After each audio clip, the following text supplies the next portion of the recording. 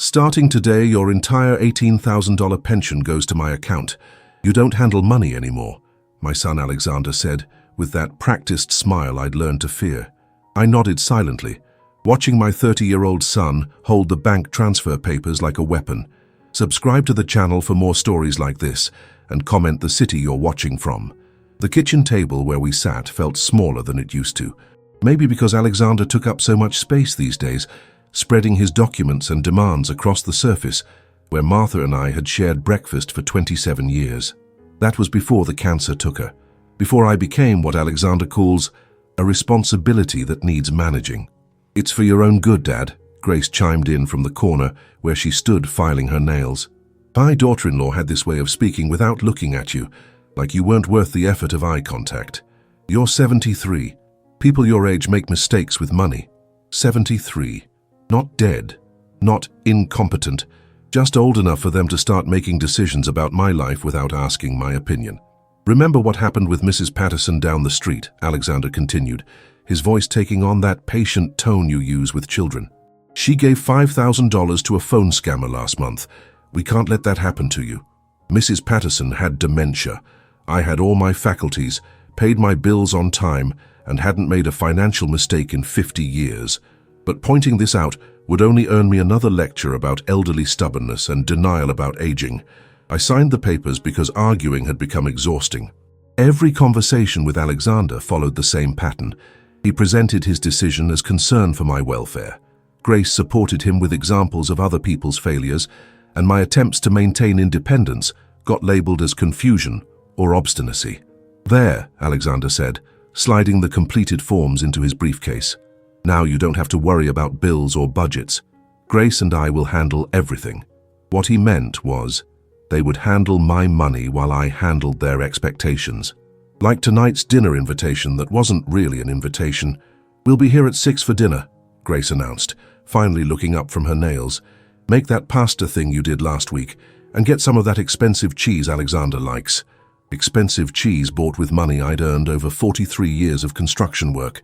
Money that now flowed directly into their account every month, while I received a reasonable allowance for groceries and necessities.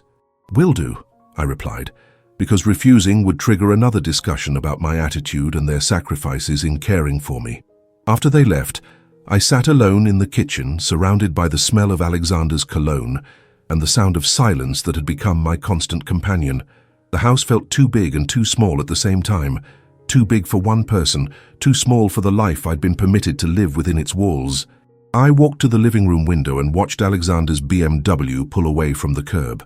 A car financed, I suspected, with my pension money, while they told themselves it was necessary for emergency situations related to my care.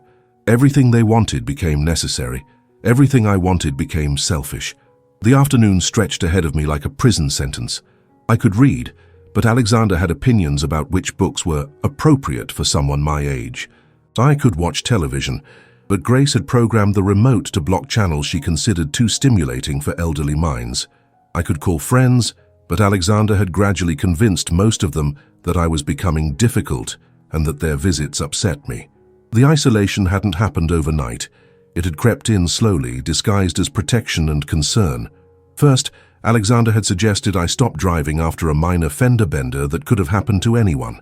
Then he'd convinced me to let him handle my medical appointments because he understood insurance better.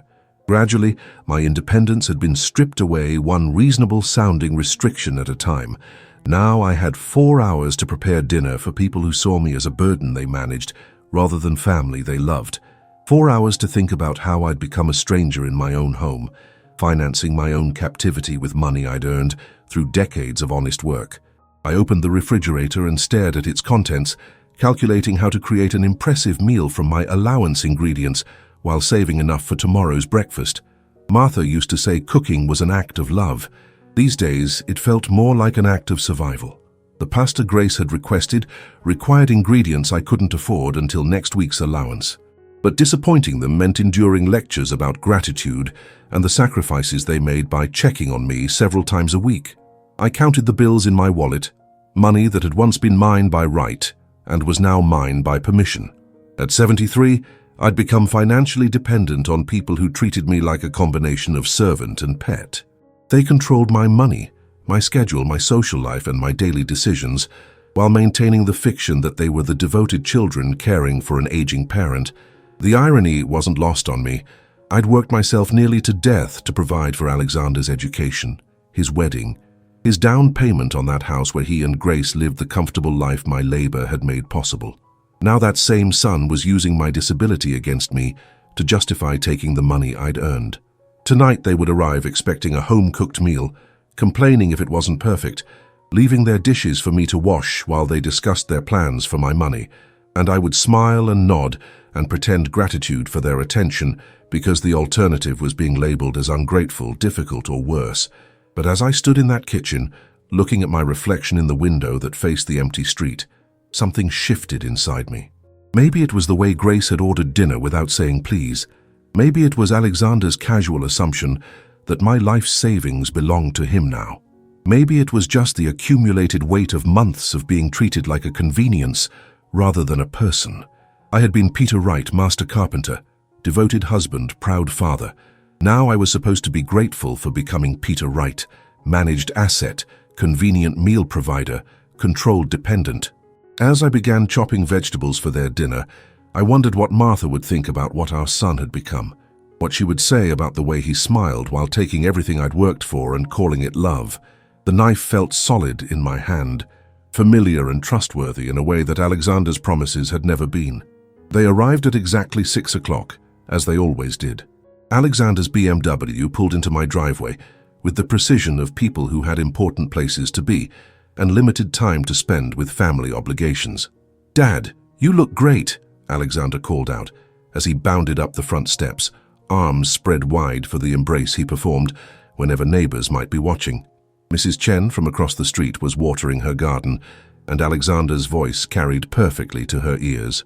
"We're so lucky to have you close by," Grace added, her voice warm with the affection she saved for public consumption. "It means everything to know you're being taken care of." The hug Alexander gave me felt rehearsed, timed to last exactly long enough for Mrs. Chen to witness his devotion before he stepped back and allowed his expression to return to its natural state of barely concealed impatience. "Smells wonderful in here," Grace announced as we entered the house, though she hadn't yet been close enough to the kitchen to smell anything. "You spoil us, Peter." Peter, not Dad, never Dad. Grace had stopped using family titles 3 months ago, around the same time she'd started discussing my situation with their friends, as though I weren't in the room. I'd set the dining room table with Martha's good china, the plates we'd received as a wedding gift, and used for special occasions throughout our marriage. Using them felt like honoring her memory, even if the current occasion was more obligation than celebration. "This looks fancy," Alexander observed, fingering the edge of one plate. "These are probably worth something, aren't they? Maybe we should look into getting them appraised for insurance purposes." Everything had potential value to Alexander these days. My tools, Martha's jewelry, the antique furniture we'd collected over the years, all of it seen through the lens of asset management rather than sentimental attachment. "They were your mother's favorites," I said quietly, carrying the serving dishes from the kitchen. "Right, of course." Alexander's tone suggested he'd forgotten Martha had ever existed beyond the inconvenience of her funeral expenses. "But we want to make sure your valuable things are properly protected." Protected from whom? I wondered. The only people who'd ever been in my house since Martha's death were Alexander, Grace, and the occasional repair technician. Unless he meant protected from me, from my apparently dangerous tendency to own things while being elderly. Grace had settled into what she considered her chair at the head of the table, the spot where Martha used to sit. She'd never asked permission to claim it, just started sitting there one evening and acted surprised when I mentioned it belonged to someone else. "Oh, Peter," she'd said that night, "I'm sure Martha would want someone to get use out of her place. It seems wasteful to leave it empty." Tonight she arranged herself in that chair with the confidence of someone who'd already decided the house would eventually be hers anyway. Her purse sat on the floor beside her, expensive leather that cost more than my monthly allowance. "How are the finances working out?" Alexander asked, as he served himself an extra large portion of the pasta I'd stretched to feed 3 people. "Any problems with the new arrangement?" The new arrangement, as though my pension being stolen was a business merger we'd all agreed to, rather than a hostile takeover disguised as family care. "It's fine," I answered. because complaining would only prove his point about my inability to handle adult responsibilities. Good, good. He nodded approvingly. Grace and I were just saying how much simpler this makes everything. No more worrying about bills or budgets or getting confused by all those financial decisions. I'd been managing my own finances since I was 16 years old. I'd paid off a mortgage, raised a child, supported a wife through cancer treatments, and never missed a bill or made a significant financial mistake. But now, apparently, choosing my own groceries was beyond my capabilities. It's such a relief, Grace agreed, not looking up from her plate. We know so many families where elderly parents make terrible money decisions. At least we don't have to worry about that with Peter. They talked about me in third person, even when I was sitting 2 feet away. It was one of their favorite techniques, discussing my limitations and their solutions as though I were a problem they were solving together, rather than a person participating in the conversation. Mrs. Patterson's son was telling me she tried to buy a $20,000 vacuum cleaner from a door-to-door salesman last week. Alexander continued. Can you imagine? Thank God her family had already taken over her accounts. Mrs. Patterson again. The woman with dementia who'd become their go-to example of elderly incompetence. Every financial decision they made for me was justified by referencing her mistakes, as though aging automatically meant becoming her. That's terrible, I said, playing my assigned role in their narrative. Exactly why we had to step in when we did, Grace added. Prevention is so much better than cleanup. Prevention of what, I wanted to ask. I'd never shown signs of confusion, never made impulsive purchases, never given them any reason to doubt my judgment, except for the crime of having a birthday that moved me into their target demographic for control. The conversation moved on to their weekend plans, which involved a vacation cruise they were taking with money that had once been mine. They discussed the cabin upgrade they'd decided to purchase and the excursions they'd booked, without any apparent awareness of the irony. It's important to enjoy life while you're young enough to appreciate it, Alexander explained, as though this philosophy justified spending my retirement savings on their entertainment. We work so hard, Grace added, especially with everything we do for family. Everything they did for family. Like allowing me to continue living in my own house while they controlled every aspect of my existence. Like visiting 3 times a week to eat free meals and monitor my compliance with their rules. Like the enormous sacrifice of managing money that wasn't theirs to manage. I served them dessert from the freezer, ice cream I'd bought with my allowance money while they planned their luxury vacation with my pension funds. They ate it while discussing their friend's upcoming housewarming party, an event to which I hadn't been invited, despite having known these people for years. David and Lisa said to tell you hello, Alexander mentioned casually. They're sorry you couldn't make it to the party. I hadn't known there was a party to make or not make, but apparently Alexander had decided for me that I wouldn't be attending, probably citing my health or energy levels or some other polite fiction that disguised his embarrassment about having an elderly father.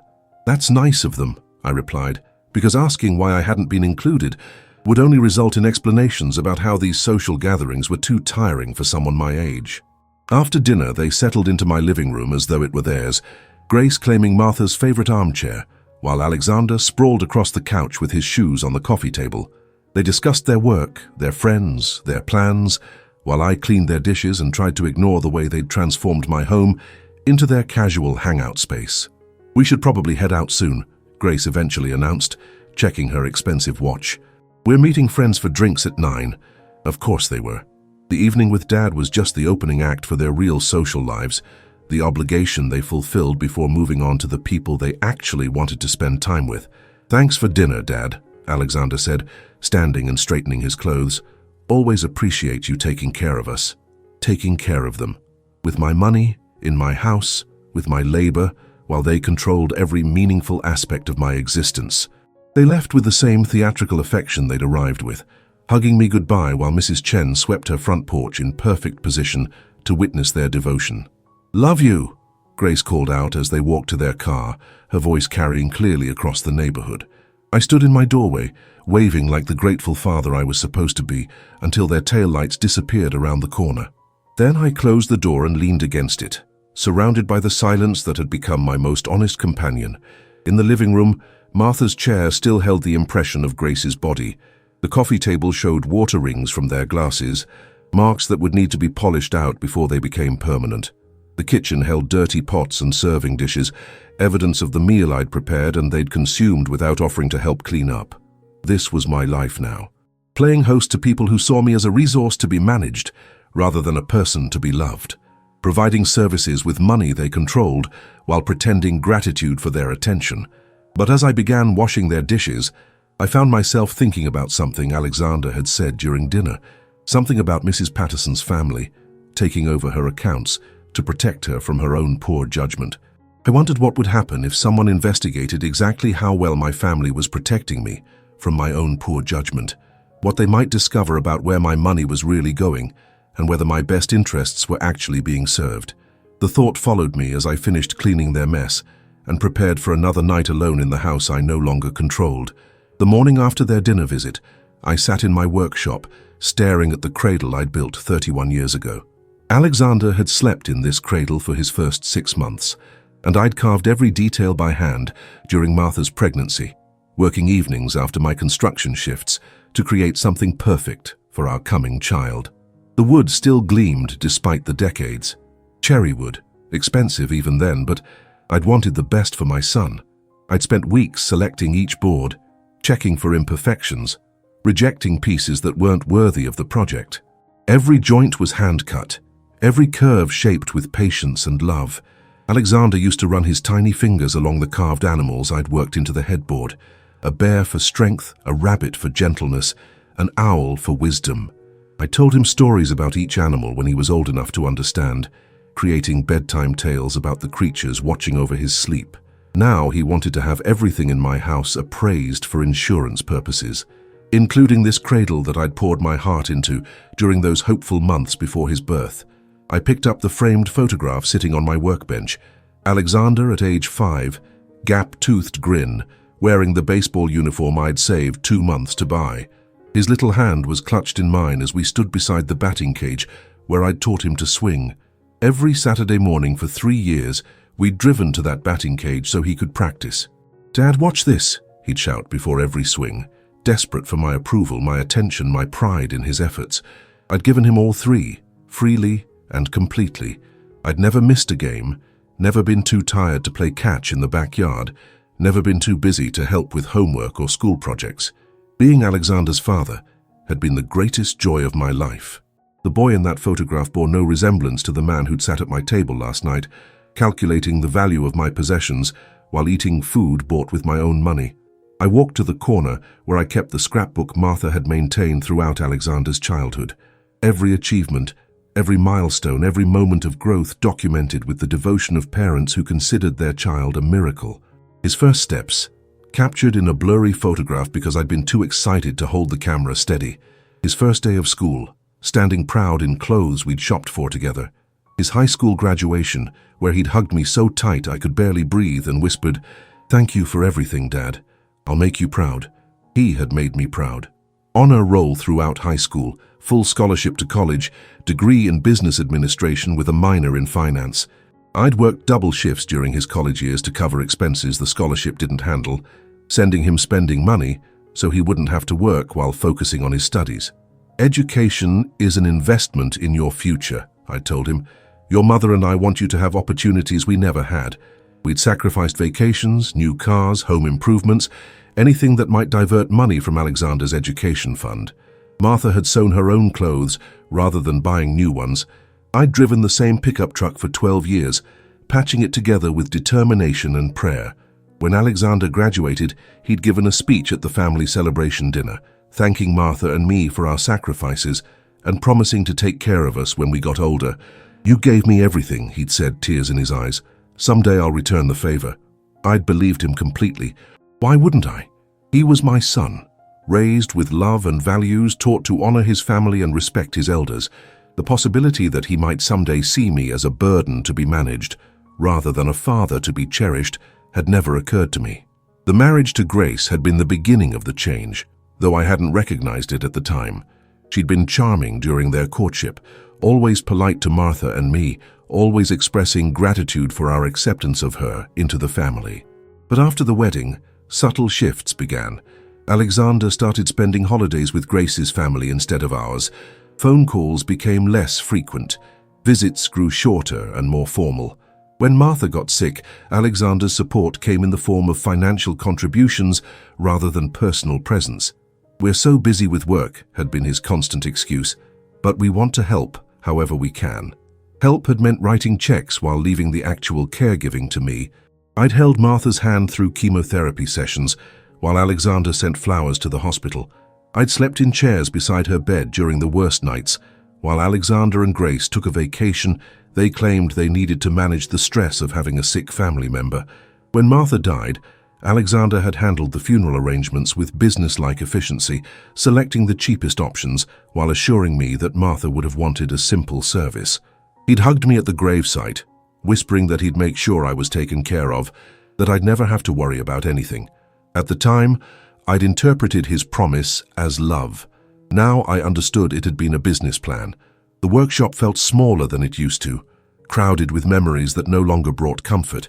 Every tool hanging on the wall represented hours spent teaching Alexander to use it properly. Every project reflected time we'd spent together, father and son learning and building and growing closer through shared work. I'd taught him to measure twice and cut once, to choose quality materials over cheap alternatives, to take pride in work done well, to treat tools with respect, because they were the means by which a man provided for his family. Alexander had learned those lessons thoroughly. Now he was applying them to me, measuring my worth against his needs, selecting the cheapest care options, taking pride in his efficient management of my life, treating me like a tool for generating income while he provided for his real family. The irony was sharp enough to cut. I'd raised him to be strong, independent, and practical. I'd succeeded beyond my wildest dreams. Now that strength was being used against me, that independence meant he no longer needed my guidance, and that practicality made me a problem to be solved rather than a person to be loved. I opened the bottom drawer of my workbench and pulled out the wooden jewelry box I'd made for Martha on our 10th anniversary. Inside were her wedding ring, the pearl earrings I'd given her for our 25th anniversary, and the gold watch she'd inherited from her mother. Alexander had asked about these items specifically during his last visit, suggesting they should be put in a safety deposit box for security. What he meant was, they should be moved where I couldn't access them, preserved as future inheritance rather than present comfort. The pearl earrings had cost me a month's wages back when a month's wages meant something. I'd saved for them in secret, hiding money in this same workshop where Martha never came, planning the surprise for months. When I'd given them to her, she'd cried with happiness, saying they were the most beautiful things she'd ever owned. Now they were inventory to be catalogued and secured.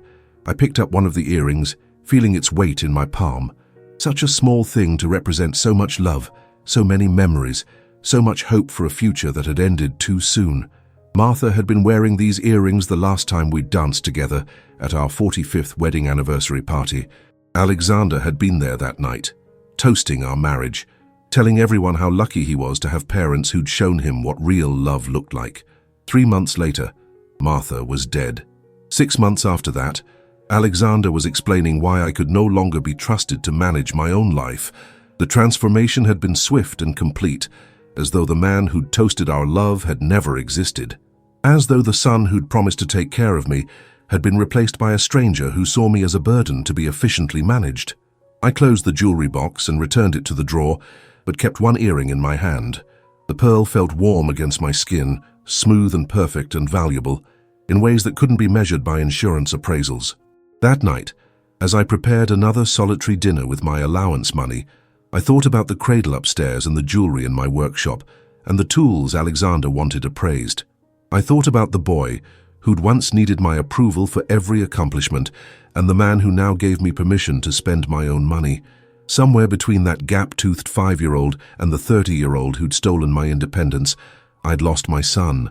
The question that haunted me as I ate my simple meal alone was whether he'd ever really existed at all, or if I'd simply been blind to the person he was becoming until it was too late to change course. The earring sat on the table beside my plate, catching the light from the overhead fixture I'd installed myself 20 years ago. Soon, even this small comfort would be taken away, secured for my own protection by people who'd never understood what it meant to love something more than its value.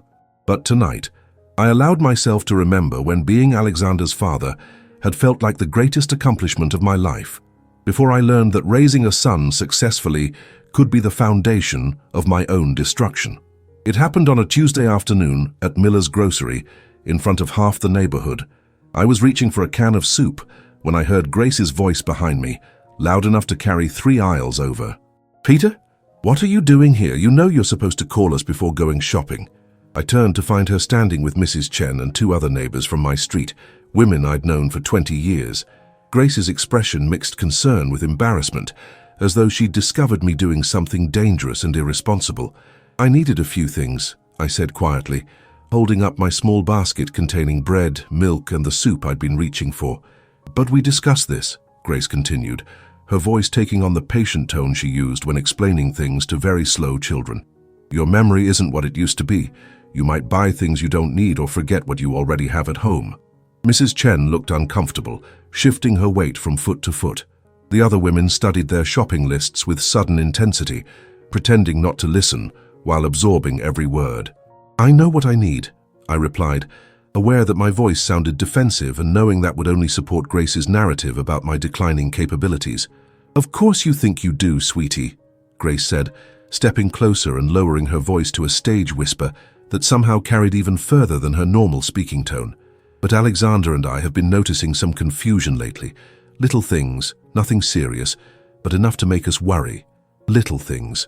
"Like what?" I wanted to ask, but doing so in public would only give her ammunition to use against me. Grace was building a case in front of witnesses, establishing a record of my supposed incompetence that she could reference later. "Maybe we should finish this conversation at home," I suggested, hoping to salvage some dignity from the situation. "See? This is exactly what I mean," Grace announced to our audience. "He gets agitated when anyone tries to help him. It's one of the early signs." Early signs of what? Dementia, Alzheimer's, or just the natural response of a man being publicly humiliated by someone half his age who was stealing his money while pretending to provide care? Mrs. Chen finally spoke up. "Grace, I'm sure Peter is fine. He's been managing his own shopping for decades." "That's so sweet of you to say," Grace replied, her smile sharp with condescension. "But you don't see what we see at home. The little confusions, the repeated questions, the way he sometimes forgets what we discussed just days earlier." I stood there listening to her describe a version of myself I didn't recognize, watching neighbors I'd known for years begin to look at me with new uncertainty. Was Peter Wright really experiencing mental decline? Had they simply not noticed the signs that his family had been observing? "The important thing is that he's getting the support he needs," Grace continued. "Alexander and I have taken over his finances to make sure bills get paid on time. We help with shopping to prevent impulse purchases or duplicate buying.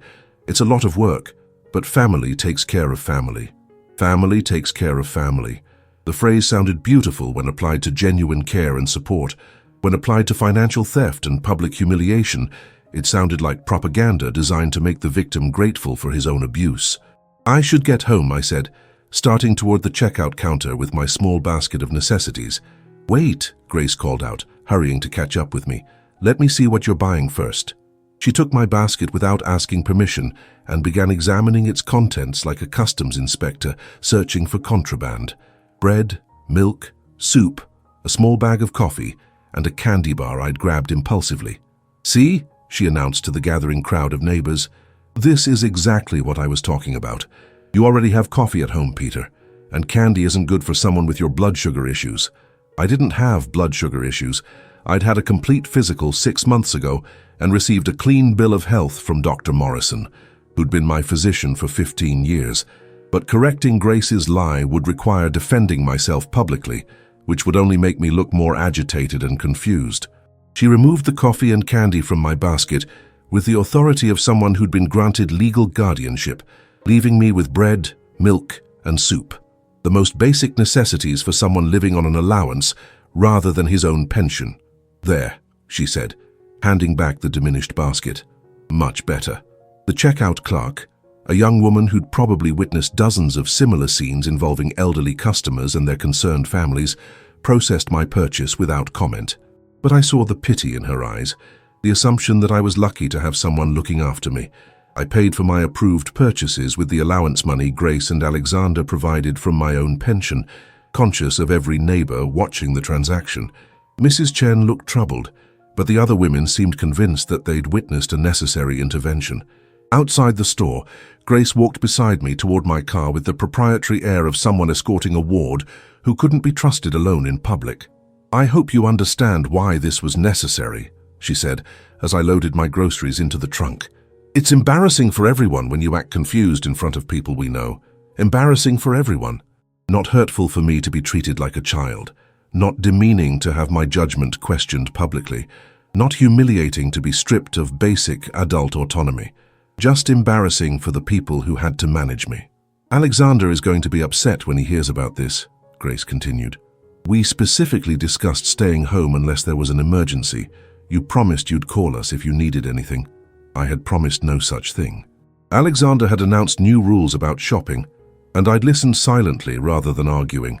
But silence wasn't agreement, though Grace chose to interpret it that way. "Maybe we need to look into other arrangements," she mused, her tone suggesting she was thinking out loud rather than threatening me. "There are very nice assisted living facilities that specialize in people with memory issues." Memory issues. The phrase sent ice through my veins. Once that label was officially attached to my name, every aspect of my remaining independence would disappear. No more living in my own home. No more making any decisions about my daily life. No more pretending I had any control over what happened to me. "That won't be necessary," I said, keeping my voice level and calm. "We'll see," Grace replied, which meant Alexander would make that decision for me, just like he'd made every other significant decision about my life over the past 6 months. That evening, I sat in my living room waiting for the phone call I knew was coming.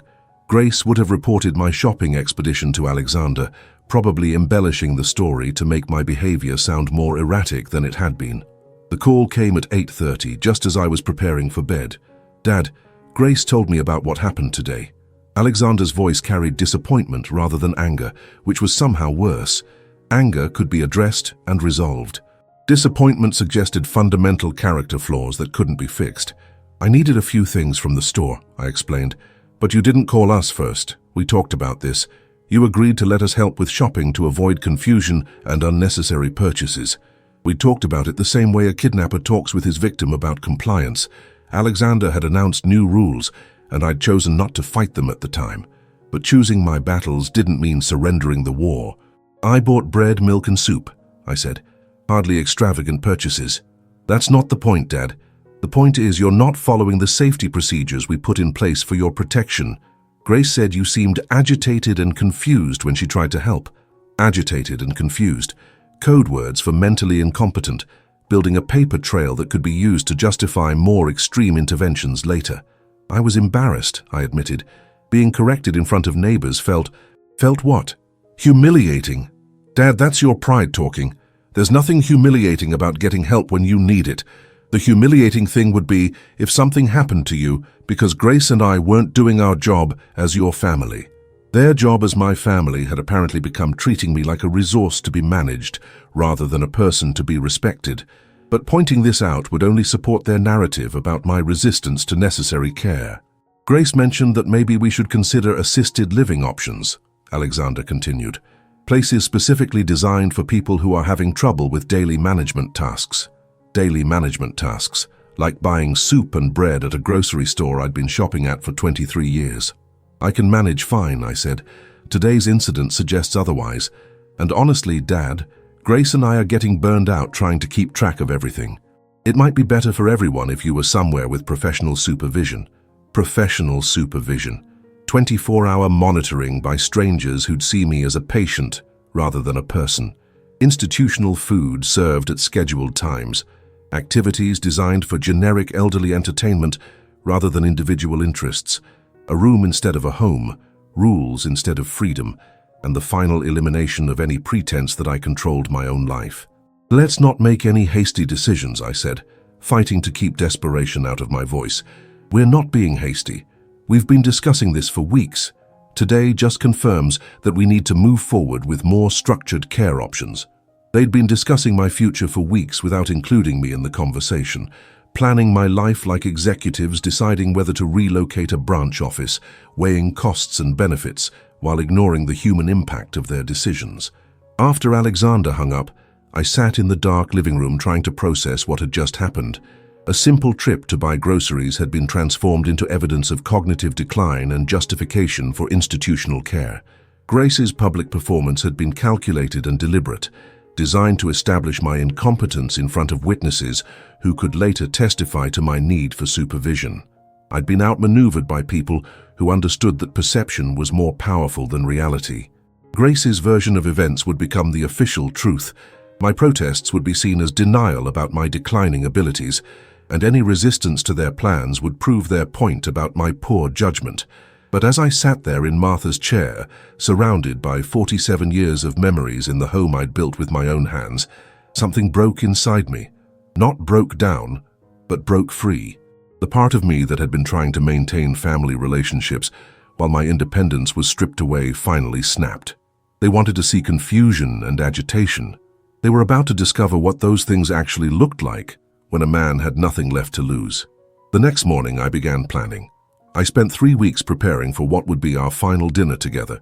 3 weeks of careful planning, meticulous attention to detail, and the kind of focused determination I hadn't felt since building our first house 45 years ago. The beauty of my plan was its simplicity. Alexander and Grace had created a narrative about my declining mental state, so I would give them exactly what they expected to see, but with a twist they'd never anticipate. I started by visiting Dr. Morrison for a complete cognitive evaluation, paying for it with money I'd hidden in my workshop years ago. Emergency cash Martha had never known about, saved for disasters that had never come. Until now. "Peter, your cognitive function is completely normal for someone your age," Dr. Morrison assured me after 2 hours of tests. "Actually, you scored higher than average on several measures. What prompted this evaluation?" "My family has concerns," I explained. I wanted documentation of my current mental state. He provided detailed written results, officially stamped and dated, proving my cognitive competence. I made 6 copies and stored them in different locations, including one with my attorney and another in a safety deposit box Alexander didn't know existed. Next, I contacted a private investigator recommended by my attorney, a woman named Sarah Martinez, who specialized in financial elder abuse cases. For $800, she conducted a thorough investigation of how my pension money was being used. The results were devastating and exactly what I'd suspected.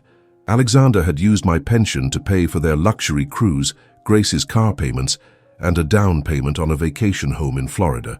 Money that was supposed to cover my living expenses was funding their lifestyle while they gave me an allowance barely sufficient for basic necessities.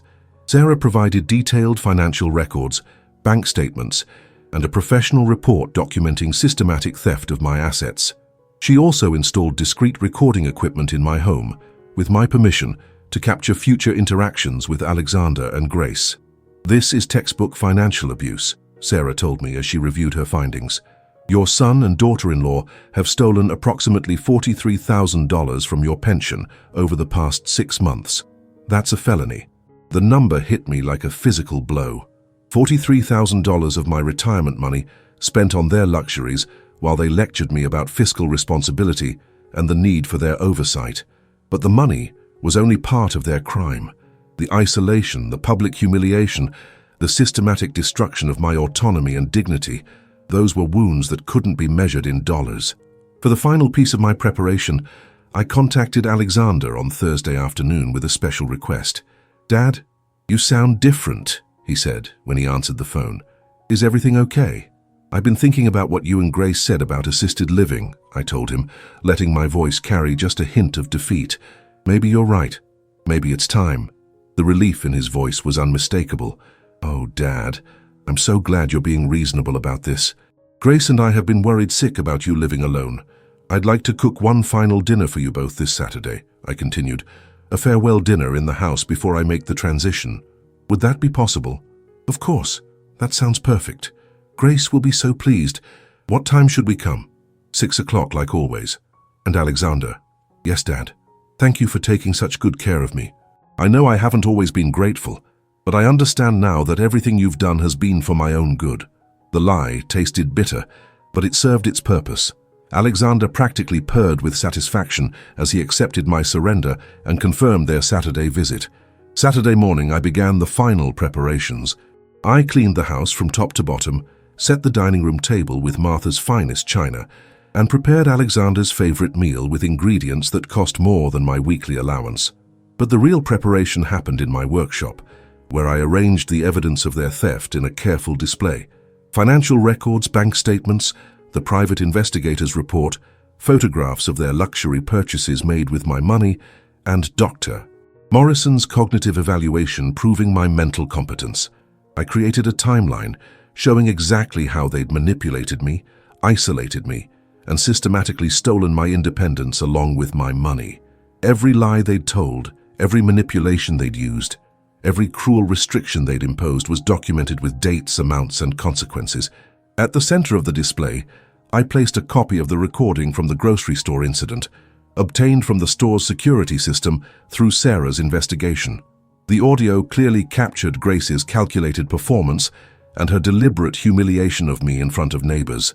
But the centerpiece of my revelation was something far more personal. I'd found Alexander's old baby book in Martha's papers, the one she'd lovingly maintained throughout his childhood. I opened it to a page showing 5-year-old Alexander, with that gap-toothed grin, standing beside the batting cage where I'd taught him to swing. Next to that innocent photograph, I placed a current bank statement showing his latest withdrawal from my pension account, $1,500 spent at a luxury resort while I was eating soup and bread purchased with my allowance money. The contrast between the boy I'd raised and the man he'd become was stark and undeniable. At 5:45, I heard their car in the driveway. Alexander and Grace arrived punctually, as always, probably eager to celebrate my surrender and discuss timeline for moving me into institutional care. "Dad, the house smells incredible," Alexander called out as they entered. "You've really outdone yourself."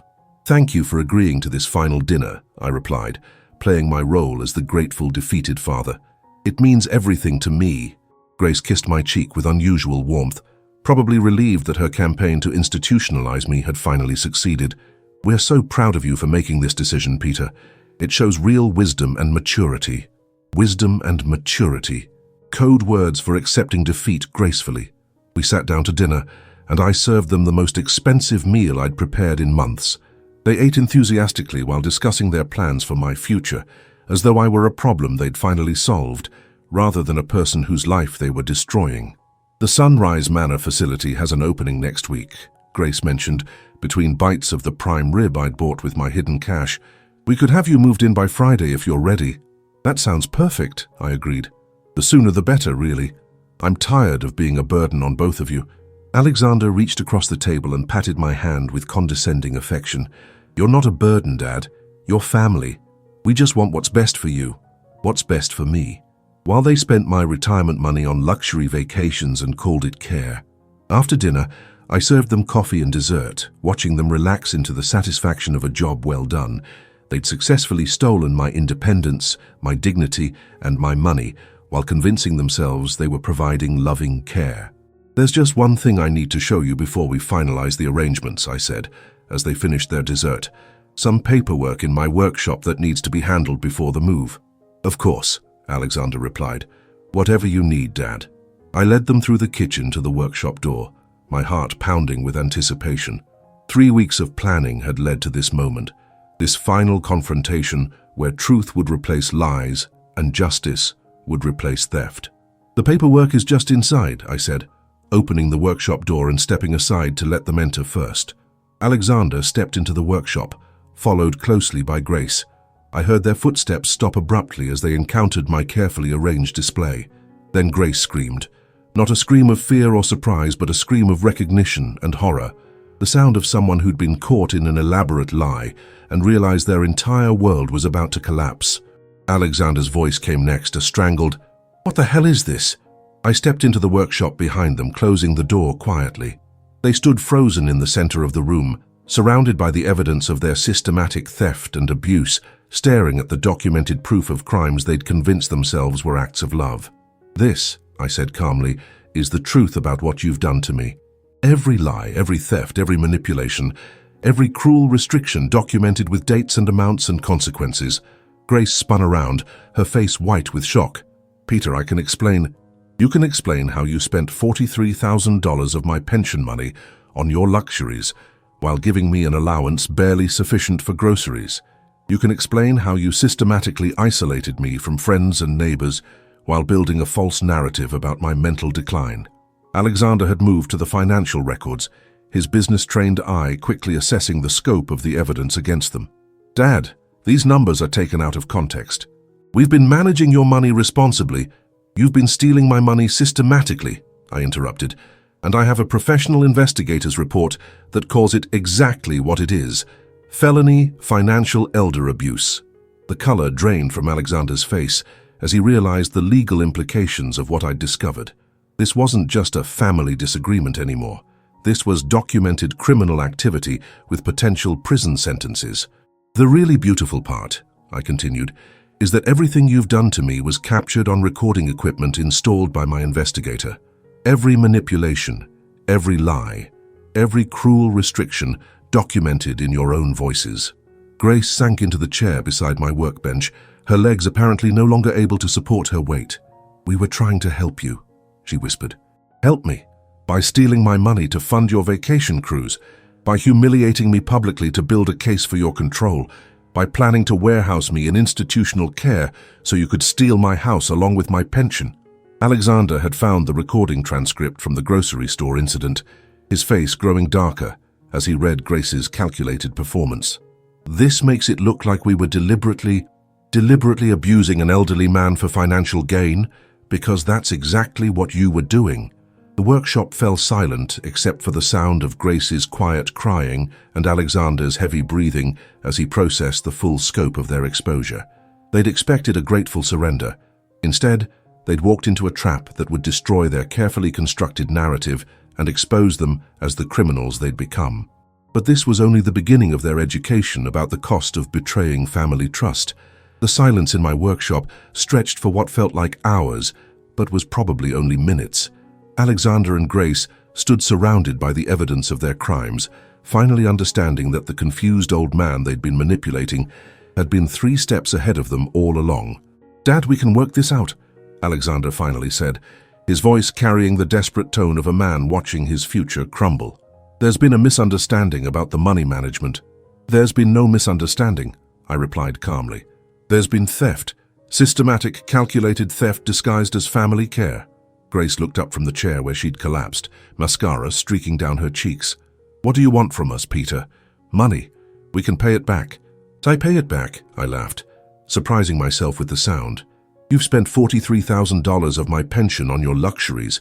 Where exactly would you get that money to pay me back?" The question hung in the air because we all knew the answer. They'd spent my money as fast as they'd stolen it, living above their means while claiming they were protecting me from my own poor judgment. Alexander had moved to the display board, where I'd arranged copies of their credit card statements and bank records. His face grew paler as he realized the scope of my investigation. "How did you get these?" "I hired a professional investigator, Sarah Martinez. She specializes in financial elder abuse cases, and she's very good at her job." I picked up her business card from the workbench and handed it to him. "She'll be testifying when this goes to court." "Court?" Grace's voice cracked on the word. "Did you think there wouldn't be consequences? You've committed multiple felonies: financial elder abuse, theft by deception, conspiracy to defraud. The district attorney's office takes these crimes very seriously." Alexander sank into another chair, the full weight of their situation finally hitting him. "We never meant for it to go this far. It started as genuine concern. It started as greed," I corrected. "The moment you decided my pension belonged to you, it became theft. The moment you began isolating me from friends and neighbors, it became abuse. The moment you started building a false narrative about my mental state, it became conspiracy." I walked to the workbench and picked up a folder containing the final piece of my evidence. "But what really sealed your fate was last Tuesday at Miller's grocery." Grace flinched as though I'd struck her. That was a calculated performance designed to humiliate me publicly and establish my supposed incompetence in front of witnesses." I opened the folder and pulled out photographs taken by the store's security cameras. Every moment captured in high definition, including your smile of satisfaction when you thought you'd successfully destroyed my reputation. The photographs showed Grace's expressions clearly: the false concern, the condescending patience, the moments when she thought no one was looking, and her mask slipped to reveal the cold calculation underneath. These photos will be Exhibit A when the prosecutor explains to a jury how you systematically destroyed an elderly man's autonomy and dignity as part of your scheme to steal his life savings. Alexander stood up abruptly, his businessman's instincts kicking in. What do you want? There has to be something we can negotiate here. Negotiate? I turned to face him directly. Son, you stole my money, isolated me from my friends, humiliated me publicly, and planned to warehouse me in institutional care so you could steal my house. What exactly do you think we should negotiate? We could transfer the money back, money you've already spent. We could take out loans to pay for crimes you've already committed. There has to be something. There is something, I said quietly. Justice. I walked to the wall phone in my workshop and dialed a number I'd memorized weeks ago. Detective Rodriguez, this is Peter Wright. I'm ready to file formal charges. Grace began crying harder, but Alexander jumped up and moved toward me. Dad, hang up the phone. Let's talk about this rationally. I held up my hand to stop him. Detective, they're both here now in my workshop, having just discovered the evidence of their crimes. Yes, I can keep them here until you arrive. I hung up the phone and turned back to face them. The police will be here in 15 minutes. I suggest you use that time to call your attorney because you're going to need one.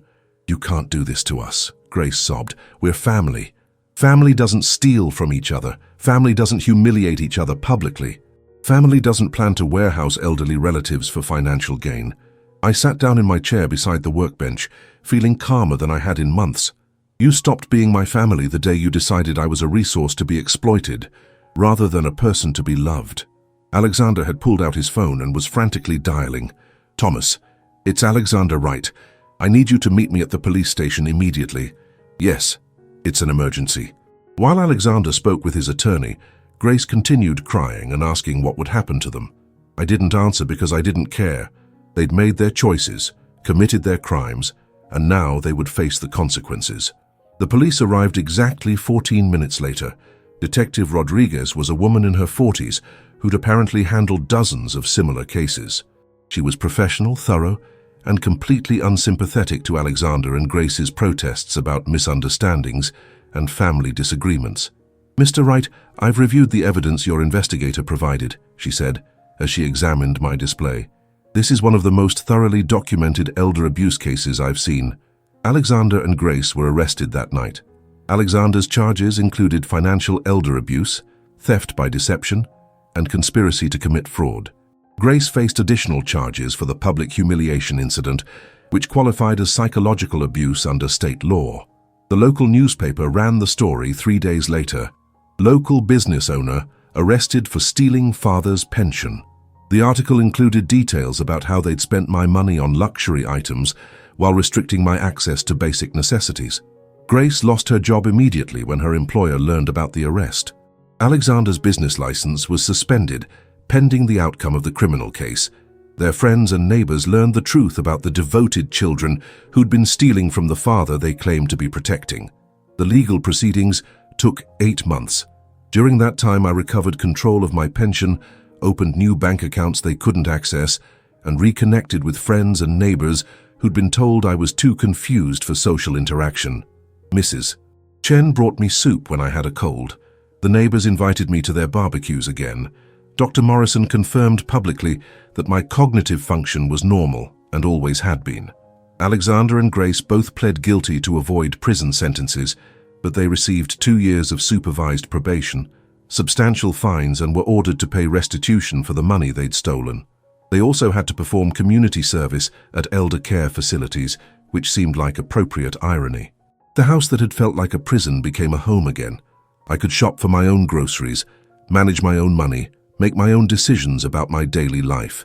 The simple act of buying coffee without asking permission felt like a victory. 6 months after their sentencing, Alexander called me once. Dad, I'm sorry, I know what we did was wrong. Is there any chance we could rebuild our relationship? I thought about his question for a long time before answering. Alexander, you taught me something important. You taught me that blood doesn't create family. Character creates family, and you've shown me your character. But I'm still your son. No, I said quietly. You're a man who stole from his father and called it love. You're a man who humiliated an elderly relative for financial gain. You're a man who planned to warehouse me in institutional care so you could steal my house. Those actions define who you are, not the accident of your birth." I hung up the phone and never heard from him again. A year later, I sold the house and moved to a smaller place near the lake where Martha and I had always planned to retire. I used the money from the sale to establish a small fund that helps elderly people hire investigators when they suspect financial abuse by family members. Not a charity or an organization, just a quiet resource for people who find themselves in the situation I'd escaped. Sarah Martinez handles the investigations, and I cover the costs for people who can't afford to protect themselves. Every morning, I wake up in my own bed, in my own home, making my own decisions about how to spend my own money. I buy expensive coffee when I want it, eat out when I choose to, and maintain friendships without asking permission from people who were stealing from me. The boy I'd raised with such love and hope was gone, replaced by a man whose character was defined by greed rather than gratitude. But in losing the son I thought I had, I'd rediscovered the man I'd always been, Peter Wright, who'd built his own house, raised his own family, and finally learned to protect himself from people who confused love with control. At 74, I was finally free to live the life I'd earned rather than the life someone else decided I deserved. The last time I saw Alexander and Grace was in court during their sentencing. They looked smaller somehow, diminished by the exposure of their true characters. Grace had aged years in months, her hair grey at the roots, her expensive clothes replaced by the simple dress of someone living on a limited budget. Alexander avoided my eyes throughout the hearing, perhaps finally understanding the scope of what he'd lost. Not just money or freedom or reputation, but the love and respect of the man who'd sacrificed everything to give him a better life. As I walked out of that courtroom, I felt Martha's presence beside me. She'd loved Alexander unconditionally, but she'd also believed in justice and accountability.